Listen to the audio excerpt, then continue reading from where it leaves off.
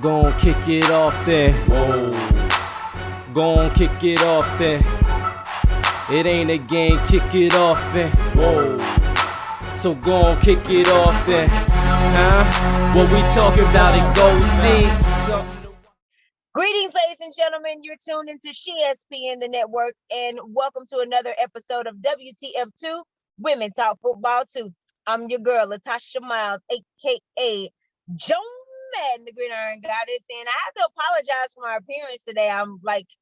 So I have 3 jobs, and one of my jobs, I have to work at 2 locations. So I just left one job, got to go to my second job, but 2 locations there. So I'm literally like in the car, in my scrubs to go to my other job. And so, yeah, I feel out of my element, and I have not like you, you're donned in football apparel. So I feel out of my element here, but that just goes to show the dedication, the love for football that we have. And speaking of love and dedication for football, I am accompanied by my talented, lovely, wonderful September baby, my co-host. Let the people know who you are. Oh man, it's the one and only touchdown tomboy. Look, don't feel bad. It's just because I've already done my slaving for the week, because I worked the 12 hours. So this was my long week. So I worked my 4 straight days this week. And it was crazy because we had quite a few people from my team that were out because they all had COVID. And so I was pretty much me and one other person were pretty much was there. And so it was just like bunkers. And so I've had my share of work for the week. And so I was like, ugh. So now, and then what makes it worse is yesterday I celebrated my 4th wedding anniversary. I couldn't take off. So, I'm home now, but my husband's at work. So of course, yeah, that's how it is sometimes. It's rough out here in the world, but hey, you do what you gotta do. We here. It's Thursday night football. Y'all know I'm repping my team. Gonna play tonight, but we're gonna talk about that later. Yeah, I'm ready to go, man. Shucks, I'm ready. It's all about it. Yeah, I'm ready. Well, you have to do your anniversary, kind of like how you've been doing your birthday. Just celebrate it all month, the whole September.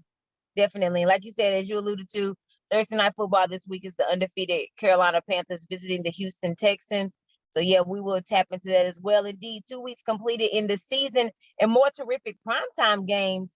One of the most glooming highlights of the season, unfortunately, has been the injuries. And Touchdown Tomboy and myself, we touched on that last week on a previous episode of WTF Too. But they keep piling up. And the thing about this set of injuries, there is still the injuries are still happening, but it's a bunch more quarterbacks with this set of injuries. We're going to talk about that. There's also a handful of undefeated teams, which we just mentioned, your Carolina Panthers, Touchdown Tomboy. So we're going to talk about that as well. And then there's still some winless teams. So we'll begin with the first quarter here. And then there were 7 of the remaining 32 teams are still undefeated. And so from the AFC, we have the Broncos and the Raiders, both from the AFC West, a division I said on last week's episode that I consider to be the toughest one. So we'll see how it goes. Yeah, everybody's kind of hanging tough, kind of competing there in the AFC West, and we'll see how it goes down the stretch for them. And none of once the division games start as well. So yeah, and then we also have in the NFC South, we have the Super Bowl champions, and of course your team, Touchdown Tomboy, the Panthers, who we'll see in Thursday night's game. And then also we have 3 from the West, the Rams, the 49ers, and the Cardinals, a very crowded division, also a division I feel like is the toughest division out of the 8 in the league. But Touchdown Tomboy, of course, as we mentioned, your team is one of the undefeated, but who do you think is the most believable, the most impressive 2-0 team so far? All right, so I mean, when we talk about impressive 2-0, now I like the Raiders, but then when I think about the Raiders always kind of like, they always start strong to me sometimes, usually, and they can always usually be this high-powered offense, but then somewhere they just always let me down. So then I think about Tampa. Tampa looked really good. Defense looked strong. They came out again striking this year. But then, I have my little I guess my little ideologies about, going forward. Do I think they'll have a good season? Probably. But I have my ideologies about, how hard it is to do the same thing twice. And Right. so I'm like, probably not Tampa. But the Rams look real strong. And the Rams look really good. That defense is hitting on all cylinders. Aaron Donald up front looks really good. Okay. Matt Stafford looks really good. And I don't know. I don't know. So right now, I like the Rams, okay? But now, I really like the Rams. But now the Panthers are a young team, and I can't discount them either because they got some of the same qualities that the Rams got. They are a young striking defense that look really good. That secondary is really good. That defensive front pressure is really good. And Sam Darnold is coming along. And you know what I told you? I think if he gets 3 good wins, we're going to see the Sam Darnold from USC. Now, he did some kind of few Jetsy things last week that I ain't going to talk about. So I'm just hoping he had a little PTSD and that he back on track now. But overall, my striking thing is I know that you big on Tampa, and I told you how I feel about the repeats and all of that stuff. Right. And I'm really going to stick with what I'm seeing defensively because I feel like at the end of the day, it's the defenses that carry you. The offensive just got to be, at least they can't make a lot of mistakes, but it's the defenses that step up in big games, and they are the ones that win it. And right now, I'm sticking with the teams that got the defenses, and so I'm going with the Rams and I'm going with the Panthers. Gotcha. And as you alluded to, yeah, I'm not even a fan of Tampa. It's no secret I'm not a Tom Brady fan either, but the only reason why I would lean towards Tampa is just strictly by default. I mean, they're the reigning champions, and pretty much they have the same personnel that they won that Super Bowl with that still remains with the team. So the nucleus is still there. Oh yeah, and they're on some showing you how the rich get richer as they're trying to intrigue Richard Sherman to join the team too. Of course, they're waiting to see how the court, everything is going on with the off the field situations with Richard Sherman. Of course, they're going to see how that plays out. In San Francisco, they're looking into it too. But my goodness, hypothetically speaking, let Tampa also get Richard Sherman. I mean, it's just going to be so unfair. Now, of course, they're the sexy pick. They're the obvious pick. And I agree. I'm not big on the repeat either. I'm just strictly going for them off of default. They're the champs until somebody knocks them off their throne. That's the stuff that I'm looking at, that tangible stuff. I hope they hurry up and lose. I don't want them to remain undefeated. I definitely don't want them to repeat as a Super Bowl champion. But just on paper, the default things is the reason why I would say Tampa is the strongest 2-0 team. But I also like the team that they're playing this weekend, which is just so happens to be another 2-0 team. Yeah, the Rams, as you mentioned, I concur with you about the Rams. I've said this time and time again. I'm sticking to it. Nobody can deter me from it. I always felt that the Rams were a Matt Stafford away from winning that Super Bowl against the Patriots years ago. And so, yeah, I really like the Rams. And plus, this is also a lot of their defensive personnel is not long removed from that Super Bowl. So you have that familiarity there. That nucleus is still set. I definitely like the Rams as well. And yes, the Rams are in the gauntlet division out there in the NFC West. But I think that the fact that they have to play each of those teams twice a year, that makes them stronger. Like they're not playing 6 of their 17 games is definitely not against any weak links. Well, 7 once you count them having to play Tampa too. But I really think that this is a formidable, the most impressive 2-0 team. Currently remaining the offensive the offense set up by the turnover-less Matt Stafford. You can tell just his energy on the field. He was downright miserable in Detroit. Like you see a very rejuvenated, a very enthusiastic Matt Stafford here out on the West Coast. And then you got the offensive guru in Sean McVay, which we always knew. We saw what he did in Washington. We saw what he was trying to do with Jared Goff, but we'd also see what Jared Goff looks like without McVay as well as he's gone on to Detroit. So I really like this combination of Stafford and McVay. I think that was the missing piece, them having a signature piece at quarterback. I enjoyed this team. So yeah, I definitely think that this is the most impressive 2-0 team. The teams that we mentioned, one of them is not going to be 2-0 one of them is not going to be 3-0 rather after this weekend. So we look forward to seeing what happens there. So moving on to the second quarter, on the flip side of these undefeated teams, we just talked about who we thought was the most impressive undefeated team. But yeah, let's talk with those remaining undefeated teams, rather, excuse me, who is the weakest link of those? Touchdown Tomboy, which of these teams do you consider to be pretenders in that 2-0 position? In the 2-0 position, who do I think is gonna be who I think is a pretender? I don't really think any of them are really pretenders. I think that all of them have their strengths. Okay. I would say the one that is probably gonna be the most inconsistent would be the Raiders.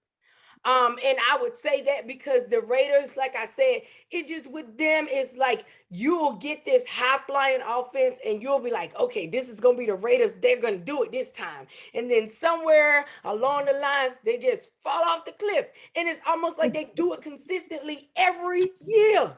And it's like, come on, how do you go from beating the Chiefs to then you can't even beat, you know what I'm saying, the Giants? Like, I don't understand. Like, that is the different ends of who they are, you know, and I just don't understand. With the Raiders, they have been the most inconsistent out of all of the teams. And I want to say this is going to be their moment, but I just can't trust them.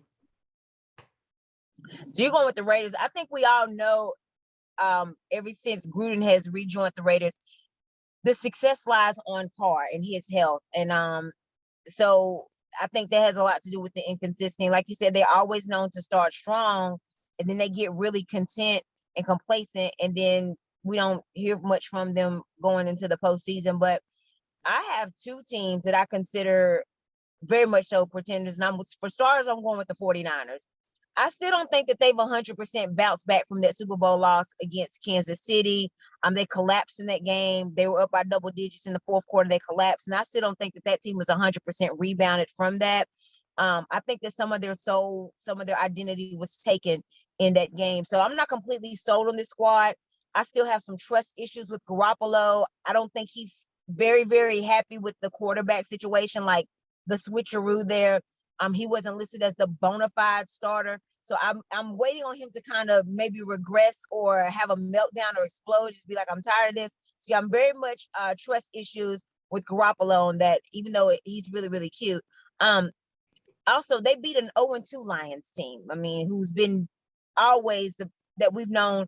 They've either been towards the bottom of the league or the bottom of the league. And I mean, this is a Detroit Lions team who has gone 0-16. So that's their legacy. Like, they've been consistently consistent about being in the bottom of the barrel when it comes to the 32 teams in NFL. So that win that San Fran had against them. Oh, and by the way, Detroit almost came back and won that game. So yeah, I don't trust San Francisco because of that. And also the other win that San Francisco has is against the Eagles team who beat an 0-2 team. They beat the Falcons. So that really is not a quality win for me. So I'm not trusting San Fran. Plus, they have too many mounting injuries coming about as well. And then they play in the NFC West. It's going to be a tough division to come out of. So, yeah, when it comes to facing those opponents, they're going to be hobbling into those games. So I do not trust. I think San Francisco's on shaky ground with their 2-0 record. Also, I see a mile-high fraud in Denver. Now, I love Teddy B. I want Teddy B to go on and do great things. I love how he's instilled the winning spirit in the Broncos nation. That's beautiful to see. But yeah, again, they have no quality wins. They beat the Giants, a team who's also winless, a team who's been going nowhere fast since the Daniel Jones experiment, since Judge has come to town. It's not really been looking good for the Giants. So that's not a quality win. And yeah, they beat the Jags, a Jags team who does not have an identity right now, who's also winless. So yeah, I'm getting very much pretender vibes from the Broncos. They also play in a tough division. So that's yet to be seen how they're going to face when they play against the Raiders. They play against the Chiefs. They got to play the Chargers. So I do not trust them with this early 2-0 record. Also in that division, when they play them, the AFC West, the reigning AFC champions is in the division. I don't think they're going to sweep them. They might even get swept or finish 1-1. So yeah, until they face some playoff teams or be like a playoff team from last year or start having some division wins, Denver Broncos, we don't believe you. You need more people in my Jay-Z voice. So yeah, those are the two teams that I am not trusting. They have these are fragile, thin ice 2-0 records that I'm seeing from those two teams. So resuming play now with the third quarter. We talked about the 2-0 record teams. Now for the 0-2 teams, we have the lucky seven. Well, the unlucky seven in this case, the winless teams. That is, we have 4 from the NFC: the Falcons, the Lions, the Vikings. Oh my! And the New York Miniatures. The New York Giants. My apologies there for the disrespect on the name and the shade there. And then in the AFC, we have the Colts, the Jaguars, and the Jets. So T squared. Let's be a little bit more positive here with these winless teams. Which one do you think is most likely to turn it around and get things back on track? All right, okay. So now, the teams that I picked to have that I think that could get it back on track, honestly, is the first team I picked, honestly, is the Colts. The reason why is because even though the Colts offensive line is not that great, the Colts have a lot of pieces. The problem is the Colts need a quarterback that can really navigate what they got going on. And I already told you, I never believed in Carson Wentz to begin with. I always felt like they needed a quarterback that is used to carrying the load. They needed a quarterback that is, when I say that is used to carrying the load, that is used to basically putting a team on his back, and they can carry it, and they're consistent in carrying a team. Right. So as much as the Colts want this Carson Wentz thing to work out, I never thought that was what they needed. I always felt like once Andrew Luck left, that was the end of that. I felt like for what they had it, because they had no superstars on that team, they needed a quarterback that was a superstar. And that quarterback needed to be a Lamar Jackson or a Russell Wilson, somebody that had those capabilities that could elevate the play of that team. So I always felt like they were just a quarterback away from being an elite team. And they haven't had that since Andrew Luck. And then the other team that I told you about a long time ago, who had all the pieces, and for some reason they just can't piece it together, is the Giants. I have no clue. How do you have all the pieces that you have and you can't piece it together? What is really going on? And see, everybody keeps trying to say that, now the first game, Daniel Jones was poor. But now in the second game, he wasn't as bad. And I can't really say that I blame that second game really on Daniel Jones, because he had actually stepped up in a lot of ways in the second game. However, they still lost. So I think they got way more issues on the offensive side of the ball, the defensive side of the ball, the special teams, because that was the punt. I mean, the kick at the end that lost the game for him, because he jumped outside and they got to redo the kick. And that's how they lost that game. So they got so many issues going on, and they just can't piece it together. But I think they have all the pieces. They just got to piece it together. And so I think out of all the teams, they would be the two teams that I think that have the most hope that could possibly do it. And then we could talk about, I guess, in the next session, who I think they need to be calling to help them fix some of these problems. Okay. But anyway. Oh, you don't want to, is that for a different topic? You don't want to discuss that now? Is that like because that's going on with all the QB injuries and how they can. Oh, I see. I got you. Okay, makes sense there. I was ready for the appetizer. I guess it's gonna be dessert. My bad. So okay. I agree with you. I was thinking the Giants as well. I mean, it's virtually impossible for me to pick any one of these 7 teams for multiple reasons, but everybody else in the other ones' respective divisions, I just really feel like they're a step ahead. Like Atlanta, they can't touch Tampa. Atlanta cannot touch Carolina right now. Atlanta cannot touch the Saints right now. They don't even have an identity. They lost one of their biggest pieces in the offense. One of the biggest pieces on the offense with Julio Jones. So I felt like a piece of them evaporated as well. I mean, Mike Evans, who plays for Tampa, has more touchdowns than Atlanta receivers right now, which is absolutely ridiculous. So yeah, I'm talking about like all of the Atlanta receivers added up together.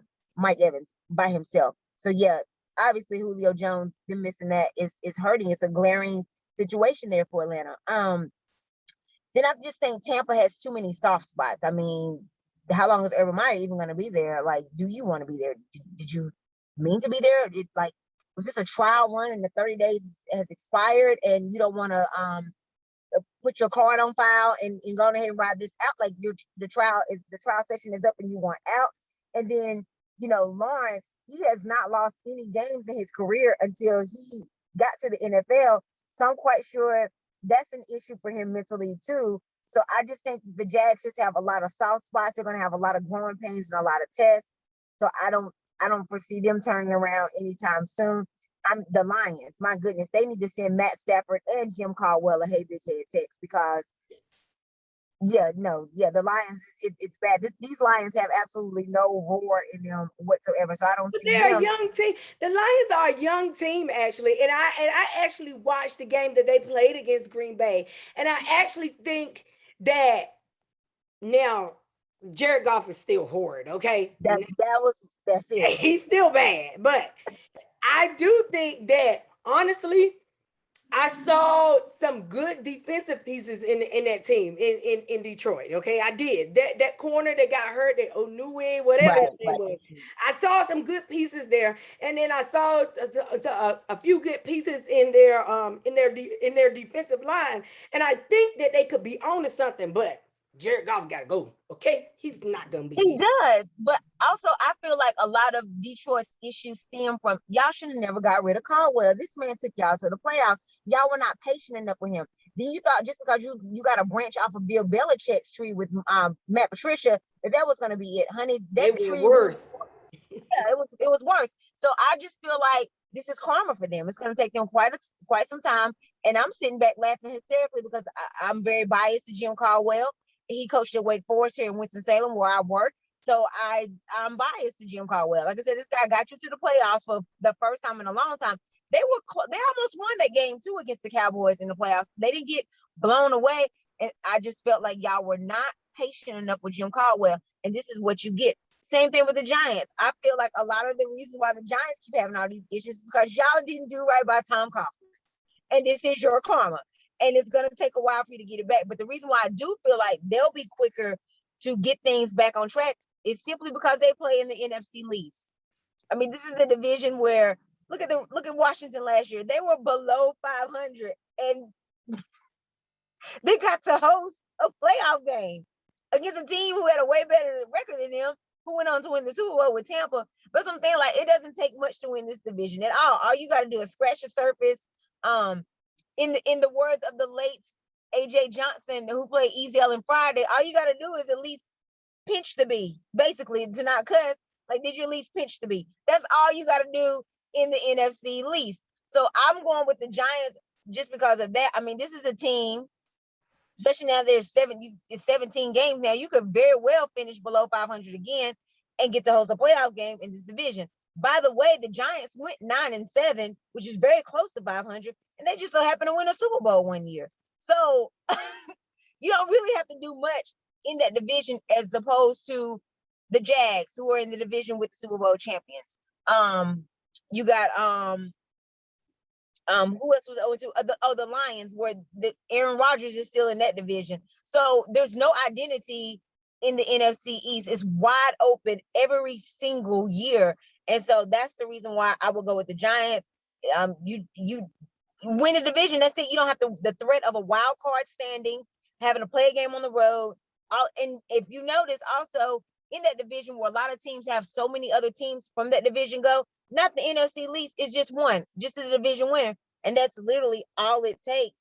And especially the Giants, I think they're probably the ones that have the most interesting pieces before trade deadline. Like, of course, Saquon Barkley's name.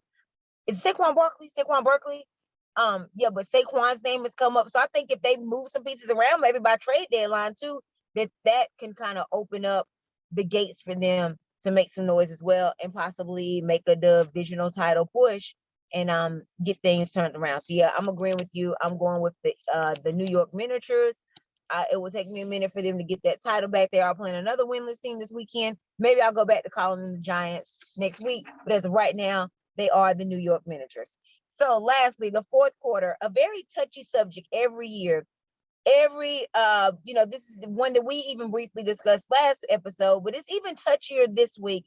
The mounting injuries that are coming about, and more specifically, a lot of quarterbacks, a lot of signal callers, probably the quarterback and the center are the most important of the 11 people on offense. So yeah, a lot of quarterbacks, and we're talking about big time name quarterbacks got injured last week. Of course, we touched on the episode before. We talked about Ryan Fitzpatrick because his injury occurred then, but Washington football team, they seem to be in good hands there with Taylor Heineke.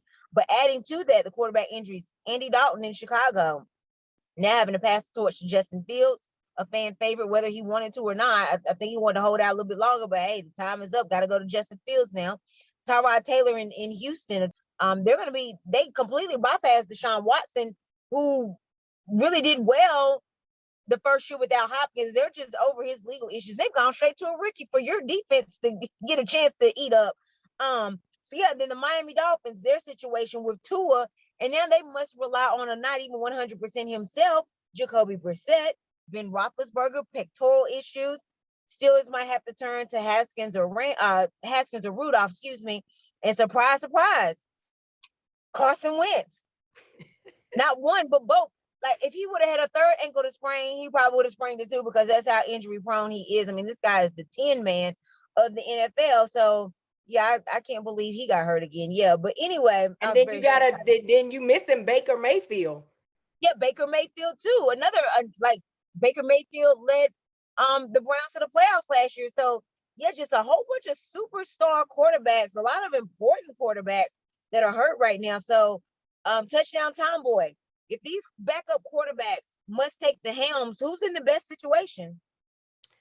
By far, I would say Justin Fields by far, simply because even though Justin Fields, we already knew that he was going to take over. It was just a matter of time. We already knew that Justin Fields, it was Matt Nagy that was just trying to appease Andy Dalton at this point. That's really what it was. So we always knew that it was Justin Fields' job. It was just Matt Nagy trying to appease Andy Dalton, to say, oh, well, we don't let rookies start, because he said he learned that under Andy Reid. But I mean, for whatever reason, I'm like, it is what it is, and now he has to. And so, I mean, honestly, he's going to be in the best situation because he's already practiced with the first team. So he's already kind of been in that system. He's already been going in and out of the games. So I think he'll be in the best situation.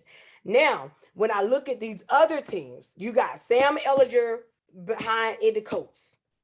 No go. David Mills with the Texans. No go. Taylor Heineke. I like Taylor. Now, Taylor got a lot of spunk, but he's very small. Very small. Now, the issue with Taylor is going to be is he looked decent against the Giants, but they were the Giants. Is he going to be able to put up those same kind of play and numbers against teams that are more elite than the Giants? I don't think he will. I don't think that he will. So now, then that's a whole nother issue. Then you have Jacoby Brissett. Jacoby Brissett has never been a factor. If he was a factor, the Colts would have never got rid of him. Right. So, and then now you have Mason Rudolph and Dwayne Haskins. Well, Dwayne never did anything with the Washington football team. Mason Rudolph, not the way their style of play, the Steelers play is. So what I'm trying to figure out is that there is a quarterback that's sitting in Atlanta College Park at home that nobody is calling. That is more than capable. That is a former NFL MVP. And I sure hope that the reason why you guys are not calling him is not because of some vaccine. I hope that's not your reasoning. When your best hope is a bunch of people that have never really played real games. Right. That makes no sense. So at this point, I'm like, is this political or what are we trying to prove here? Because if you're really trying to win, winning solves everything. So if you're trying to win, then you go and you call QB number one, because I'm sure he's ready. he's going to be the best hope for most of these teams. That's very true. And I mean, I know Cam, because I'm a Taurus, just like Cam is. I know we're very stubborn and we have a lot of pride, and Cam wants to come in and be a starter. But as much as I love Cam, the timing just wasn't there. Like when the Patriots released you, we were already going into week 1. So the starters were already announced and you really didn't have a lot of time to get into a playbook. I kind of wish like there were 10 other teams that could have used Cam, even if it was in the backup capacity. But like I've told people before, Cam could definitely get his way back to being a starter, either because of injuries or either because of COVID. Not saying I wish any one of them, but it's inevitable. One of the two are gonna happen at some point in time, because that's the world we live in now. It's COVID, and that's the game of football. It's injuries. So I wish Cam would have like set his pride to the side a little bit and just been humble and took a backup role for a moment. Your starting time was gonna come, i.e., 7 quarterbacks went down last week, but now people don't want to touch you because from my understanding, he was willing to do that, but it was always, and that's where he came into this whole concept about his aura. He was, from his perspective, he was saying that people have put that on him, whether he wanted it on him or not. People have always, they just said that's who he is. And because he's been such a household name, and because he's been who he is, that they just said, well, it's no way that Cam Newton's going to be able to be a backup on our team and it not cause chaos. Not because he caused the chaos. It's just because of what it is. It is what it is. Right. It wasn't going to be like any type of TO doing push-ups, doing sit-ups and push-ups in the driveway type of chaos. But Cam is a very prideful guy. Again, we're talking about a national champion, a national champion. We're talking about a guy who was the number 1 pick overall. We're talking about a guy who, like you said, was an MVP without Kelvin Benjamin, by the way, that year that he won MVP. And he's played in the Super Bowl. I mean, those accolades alone, you kind of have an automatic arrogance. Maybe not display it all the time. And Cam's done tremendous things. When Cam played here in Charlotte, Cam's done tremendous things for Charlotte and that community. So that's another thing teams could have. Because I tell you what, Teddy Bridgewater didn't do like that when he was in Charlotte. No shade, but that's just what it is. Cam is a difference maker in that community. And I don't care what y'all say about his hair or about his fashion or anything like that. Cam makes a huge difference on and off the field. And all of you guys, any of you guys could use him. I know, like personally, as a Steelers fan, I wouldn't mind having him added to the roster. And like you said, this is definitely, I agree with you. It's Justin Fields, but just for sake of just not, because you already said that, just for sake of not being redundant, I kind of like our Rudolph situation, not necessarily because of talent. I'm gonna take a left turn here, but this is another reason why I want Cam. Mason Rudolph, I would go with only because he's familiar. All these other guys, this is Jacoby Brissett's first time. This will be his first start in Miami. You got Ellinger, he's a rookie. You got so Mills is a rookie. So Rudolph is not. So I kind of like his familiarity. He's had to start before because Ben was hurt. He also had the growing pains that he went through with Garrett at Cleveland. So that kind of forced him to be a little bit more mature. That kind of threw some development on him that no other player has had to deal with. So they kind of forced him to have to reevaluate, take a step back. So I like his maturation process. I trust that. He's been behind Ben. He's been there. So those are the reasons why I like Rudolph. Aside from Justin Fields, Justin's the clear-cut favorite. Excuse me, clear-cut favorite. Don't get me wrong, but that's the only reason why I like Rudolph is familiarity on this. And one other backup that nobody is talking about, and I have no idea why nobody's talking about, but maybe because I feel like when you think of him, he hasn't done good anywhere else but with the Eagles, and that's Nick Foles. Nobody has talked about your friend Nick Foles because I know he's with the Chicago Bears, but nobody's talked about him. Like, you know, he's usually a pretty decent backup. Now, he doesn't start well, but he usually plays consistent as a backup, and nobody's talked about him either. So I don't know what's going on. You're right about that. Now, the interesting thing is now, of course, Nick Foles is the number 2 quarterback. So if Fields gets hurt or if Fields struggles in his rookie debut, then they have no choice but to turn to Nick Foles, who's also a former, he also played the Super Bowl and has won the Super Bowl MVP.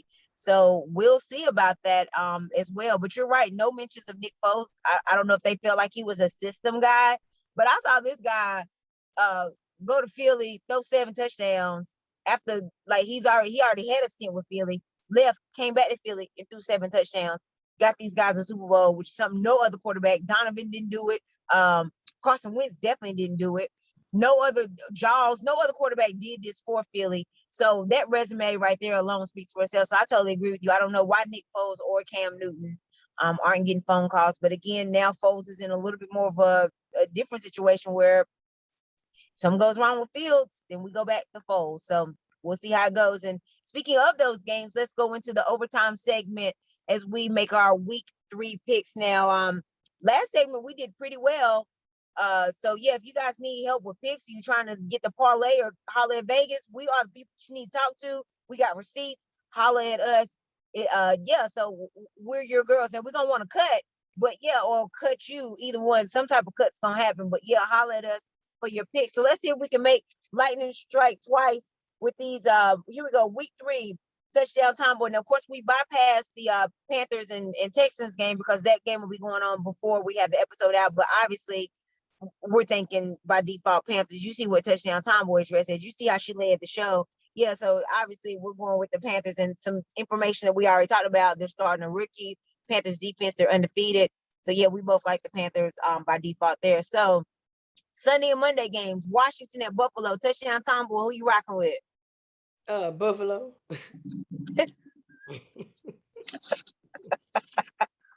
You know what? I agree with you. I'm going with Buffalo on this at home. I love Taylor Heineke.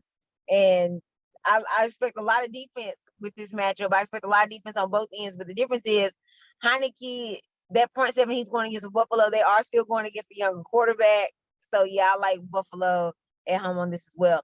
Chicago and Cleveland. We talked a lot about Justin Fields on this episode. So how do you like him in his debut? Well, this is going to be an interesting matchup, and I'm going to tell you why, because I'm not convinced, even though they claim that Baker's arm is fine and that he supposedly dislocated his shoulder, I'm not convinced that that's all the way right. And the reason why I say that is because I don't know if you remember, Cam Newton did the same thing. Yep. And that shoulder was never the same.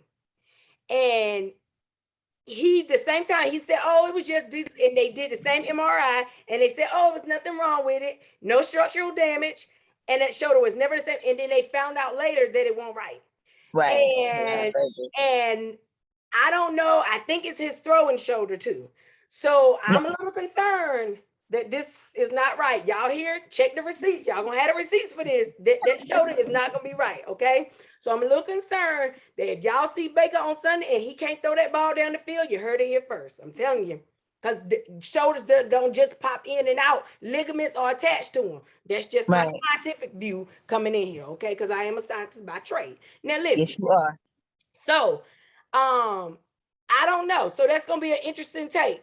Now, the interesting thing is the Bears got a pretty good defense. They still have Khalil Mack up front, and they still got Raheem Hicks up front too.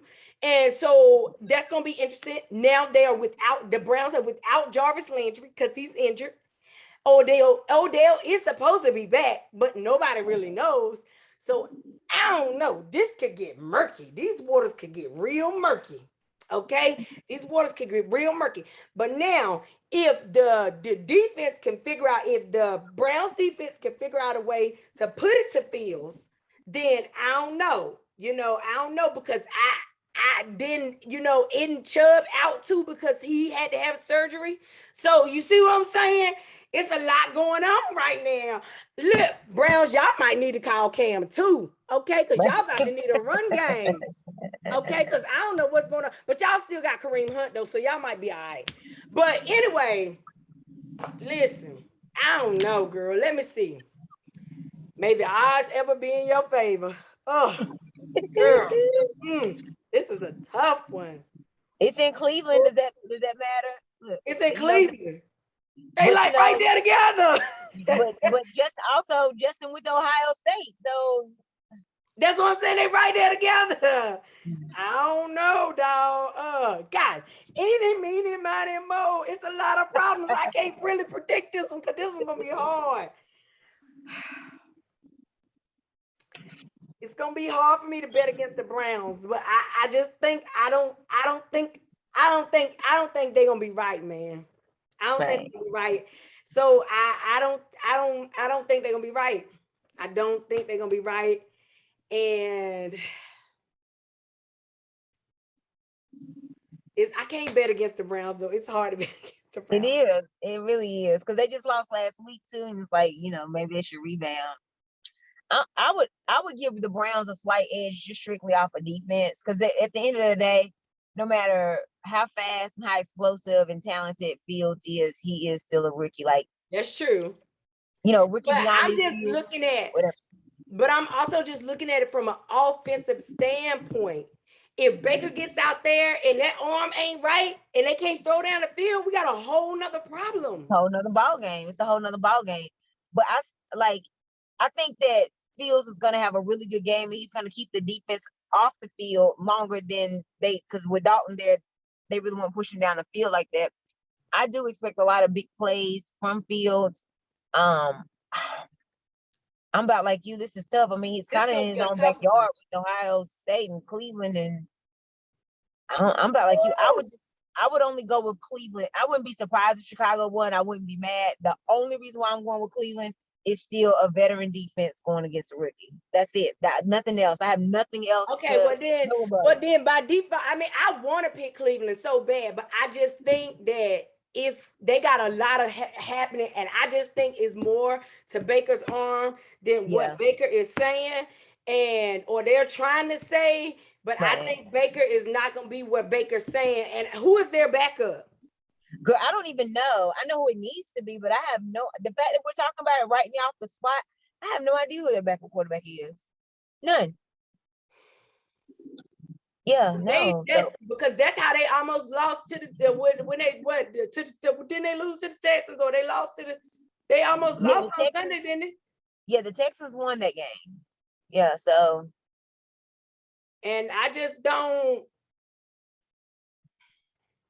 Yeah, I think I'm gonna have to go with the Bears on this one, dog, because I don't think they're gonna be right. I think you're probably right because I have no recourse. I have no rebuttal other than just that little bit of rookie versus veteran defense, and I mean that don't always matter either. So we'll see how it goes. So I think this is pretty easy. Baltimore at Detroit. Oh, girl, Baltimore. Yeah, Baltimore definitely. Next question. Indianapolis at Tennessee, divisional game. Who? Indianapolis at Tennessee. At Tennessee.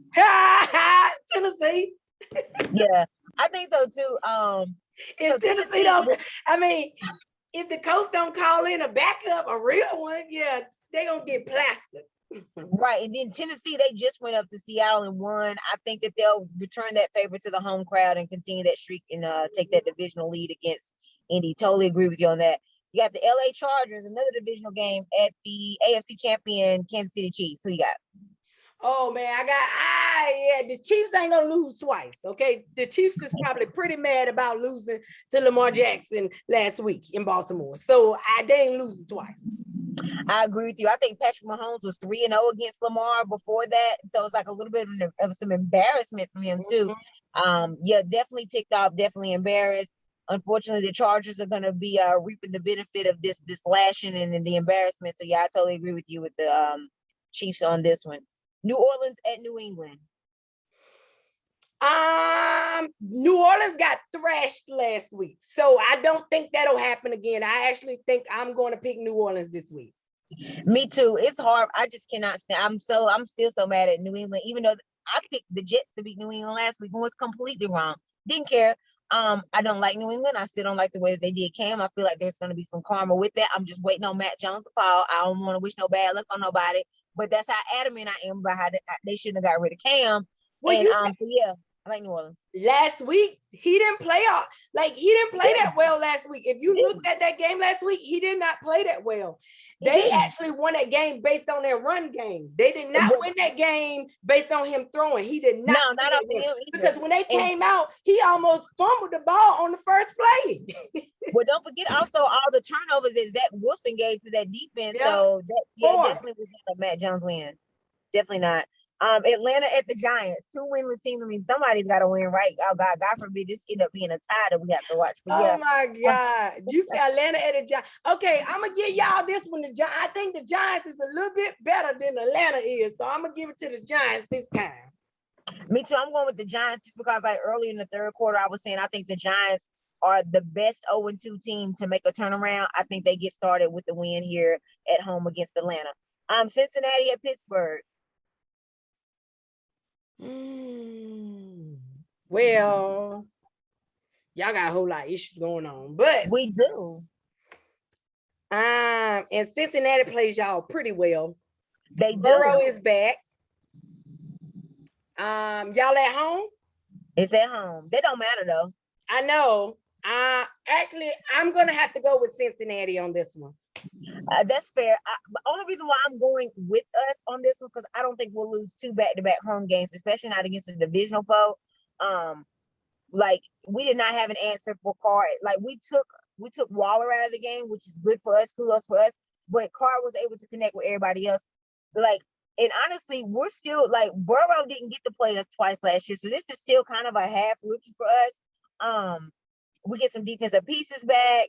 I think we're mad. I know we got quarterback situations, especially quarterback issues. But again, Rudolph is familiar with our system. I'm going to give the edge to us. Just like I said last week, even with the Raiders, I knew the Raiders had talent to beat us. Only reason why I went with us was because the Raiders were coming to play us at 1 o'clock, which was 10 o'clock in their mind, and they had a short week. That's all I had. It was nothing to do with the Raiders' talent.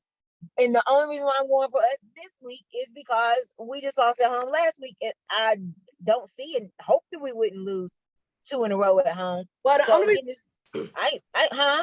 I said, well, the only reason why I thought that Cincinnati is because Cincinnati actually is playing pretty well. Joe looks pretty good. Yeah, they're playing really well, and they tend to play out really good.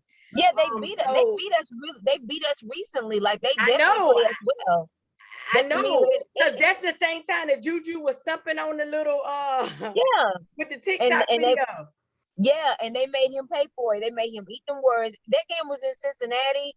Right. But Cincinnati has played us well in Pittsburgh too. So that doesn't matter. They're familiar with us. Is it a rivalry game? Is it a divisional foe? Cincinnati's not that far from Pittsburgh either. So I expect them to have some fans out there roaring and making a little noise too. Right. So I think it's gonna be and without Big Ben in there, and they're already struggling with their offensive line not being the best, and without Big Ben in there, I just think that it'll just be more in favor of Cincinnati. Totally understand. And wouldn't be surprised. I'd be disappointed, but I wouldn't be surprised if they won that one. Arizona at Jacksonville. Arizona. Absolutely. I'm never a fan of West Coast teams traveling east, but this was just inevitable. Arizona to move on and improve to 3-0. Jacksonville to drop 0-3. Jets at Denver. Got a winless team against an undefeated team. You know, the thing with the Jets is the Jets really aren't. The thing is that the Jets really aren't that bad. And I know that on paper they look bad, and I know that Zach Wilson played very bad last week, you know, because Bill tends to do really good at basically shredding young quarterbacks. But Zach Wilson really isn't a bad quarterback. He just has to learn when he's doing too much. And I think that was last week was a case of we don't really have no receivers. I'm trying to do too much. And I think he'll grow into that. You know what I mean? And in this case, I don't know though, because they still got Von Miller on the front line. So just never mind. The Broncos. It's the Broncos. I forgot Von was back. Just never mind. The Broncos. No, you fine. I think also, I don't think Zach Wilson will play as bad as he did. I still think he probably will give the defense some extra credit though. I think he'll make the defense look good too, but not as bad as he did last week. The other thing is, I think the Jets will struggle with that altitude. I mean, you're literally 1 mile up in the sky, and sometimes the environment, the atmosphere is a toll as well. That's a factor too. So I remember years ago, Ryan Clark, who played for my Steelers, I remember when he went to Denver, and his spleen ruptured because of the altitude, and he found out he had sickle cell anemia. So that altitude does not play. It was only because he went to Denver, and like, not only can he not play in Denver, he can't even travel to Denver. And that altitude is something else. And I'm not wishing or saying this would be the case for New York, but I'm just saying that's always an X factor when you play in Denver. The shortness of breath and harder, like just kind of like humidity. When New England struggles, Tom Brady specifically was struggling traveling from New England and playing in Miami. He's got a below 500 record in Miami. So those elements. So that's another reason why I'm going with Denver for that, strictly off the fact that they're a whole mile in the sky. Miami at the Raiders. Touchdown time, boy, he got. Oh man, the Raiders. Yeah. Definitely the Raiders. I like the Raiders to go back home and continue their winning streak and to remain undefeated. Plus, it's Jacoby Brissett, not Tua. Definitely don't trust Miami against the Raiders on the road. All right, Tampa at LA Rams. Like, this to me is like the game of the week. Can y'all not move this to prime time? I mean, seriously, like, this is a preview. And what time is the game at 4:25? Yeah, but I think that need to be like an 8:00 game. It should have been a nighttime game. Yeah. Preview, possible preview NFC Championship game. Yeah. Well, who I'm gonna go with is I'm gonna go with the Rams, and let me tell you why. Well, I'm gonna go with the Rams because even though they have Gronk, even though the Tampa has Gronk, they don't have AB because AB is on the COVID list. Right. So those are his two favorite targets. So one of them is not playing this week. So I think that with Jalen Ramsey in the background, they'll move him around and they'll be able to double team Gronk and shut him down, and he'll be a non-factor. And they'll have to force Mike Evans to really just either step up, which he usually does not do well when he's really covered well. He cries like a baby when he's covered well, and that their secondary is really good in coverage. Right. And so I just think that that Gronk won't be able to bail him out this week. So yeah, I'm going with the Rams. I agree with you. I was going with the Rams too. The fact they're in LA, I think that crowd is going to go crazy. Matt Stafford is really looking very crisp, doesn't turn the ball over a lot. Also, as you alluded to, AB not being there, that safety net, that safety blanket is gone. But the X factor for me on this one is this is a Rams team who did not, a lot of this personnel was on that Super Bowl team that played against New England when Tom Brady was there. And that New England team struggled on offense. The reason why they won was because the Rams offense only scored 3 points. It was so stagnant.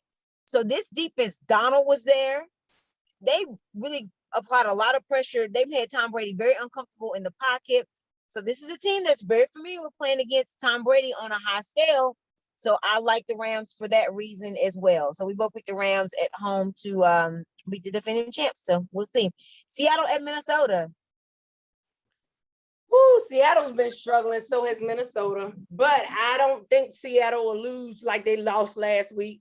But Seattle got a lot of problems that they need to fix, but I still think that they'll overcome Minnesota this week. Totally agree. I think because they were caught off guard at home last week.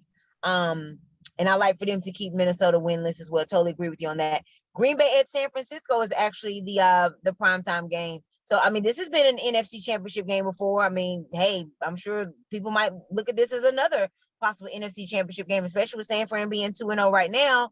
So, yeah, this has been Aaron Rodgers' nemesis in the playoffs in NFC Championship games. He hadn't been able to get over that San Fran hurdle quite several times. So, touchdown time, boy, you think that'll be a factor? You think he'll finally get some of vengeance in playing? I actually do not, and I don't think it'll be because of Aaron Rodgers. I think it'll be because his defense is terrible. That defense is the worst I've ever seen the Packers defense in the history of me seeing the Packers defense. They are terrible. They cannot stop a nosebleed. Like, it is bad. It's terrible. Like, you know what I'm saying? Like, I know that the Ladarius Smith, one of the Smith brothers, is injured, but it's like, it's bad. Like, they cannot catch a goal. Like, it's terrible. Like, I have not seen, and so I think that even though Aaron Rodgers him and Devontae Adams will be in sync. And I saw a little bit of Randall Cobb coming back around. I saw that defensively they struggled last week in the first half against the Detroit Lions.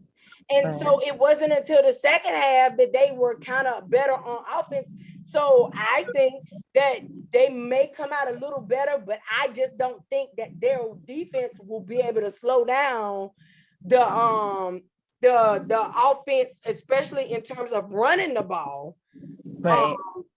I don't think they'll be able to stop the San Francisco from running the ball because their defense cannot stop anything.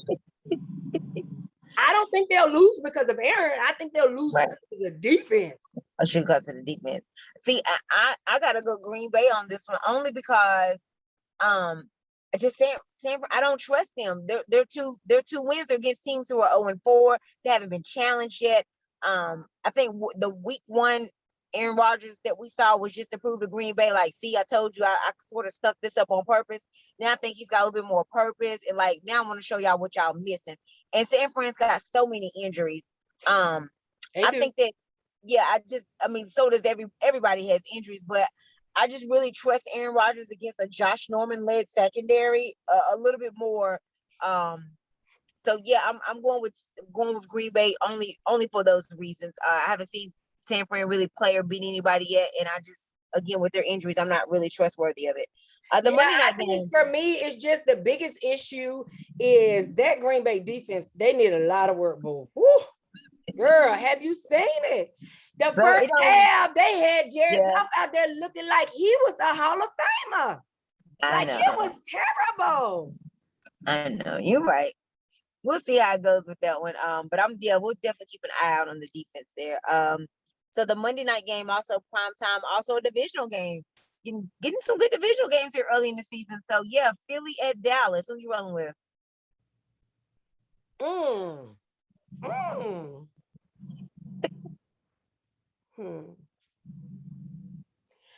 Dallas got a really good defense, but I think Philadelphia's been playing really well. So, and it's at Dallas?